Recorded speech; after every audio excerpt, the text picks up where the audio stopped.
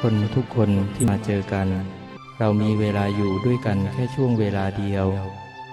สั้นยาวแค่ไหนไม่รู้มันอยู่ที่เรามาเจอกันเพื่อเป็นของขวัญเพื่อเป็นบทเรียนเพื่อเป็นการลงโทษหรือเพื่อเป็นเจ้ากรรมนายเวรของกันและกัน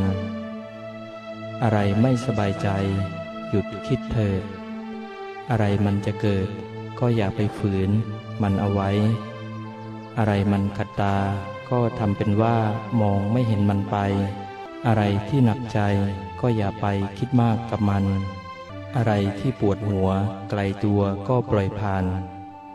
อะไรที่เบิกบานให้เก็บไว้ใจสุขสันต์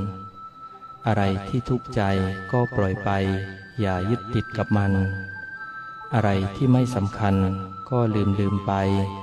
จะได้ไม่หนักใจเป็นคนดีความดีไม่มีวันจืดจางอยู่ในที่มืดก็สว่าง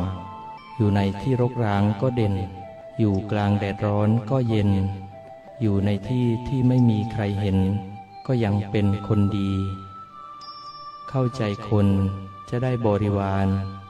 เข้าใจงานจะได้ผลสำฤทธิ์เข้าใจชีวิตจะได้มีความสุขพอใจในสิ่งที่ตนมีพอดีในสิ่งที่ตนเป็นเชื่อในสิ่งที่ตนเห็นแล้วจะเป็นผู้ที่มีแต่ความสุขเหนื่อยเพราะงานไม่ใช่ปัญหาใหญ่เหนื่อยเพราะใจเรื่องใหญ่กว่าบนถนนชีวิตที่แสนยาวไกลปลายทางอยู่ที่ใดก็ไม่รู้ขอบคุณคำว่าร้ายที่ทำให้รู้ว่าเรายังมีดีให้คนอิจฉาขอบคุณคำดินทาที่ทำให้รู้ว่ายังมีคนสนใจในตัวเราขอบคุณคำโกหกที่ทำให้รู้ว่าใครปกปิดความจริงขอบคุณคำเยินยอที่ทำให้รู้ว่าเราต้องหนักแน่นมั่นคงขอบคุณข่าวลือที่ทำให้รู้ว่าใครคือเพื่อนเพราะเพื่อนแท้เท่านั้นที่จะเชื่อในตัวเราขอบคุณคำร้ายๆที่ทำให้เราเข้าใจชีวิตดีขึ้นขอบคุณคนร้ายๆที่ช่วยผลักให้เราเข้าใกล้คนดีๆไม่มีใครหนีความจริงแม้จะหาทางหนีทุกสิ่งสุดท้ายก็ต้องเจอกับความจริงกับสิ่งที่เราได้ทำมา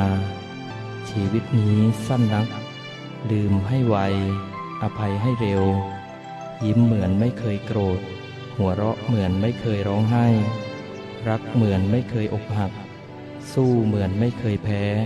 ไม่อิจฉาใครให้เสียเวลาเริ่มต้นใหม่ได้ทุกเมื่อโดยไม่ต้องแคร์สายตาใครดีแค่ไหนเขาก็ว่าดีแค่ไหนเขาก็นินทาดีแค่ไหนเขาก็ไม่พอใจไม่เป็นไรเราก็ทำดีมันต่อไปไม่หนักหัวใครนี่ว่าข้อความดีๆจากเฟซบุ๊กขอความสุขกายสบายใจจงบังเกิดมีแด่ญาติธรรมทุกท่านทุกคนที่ติดตามรับฟัง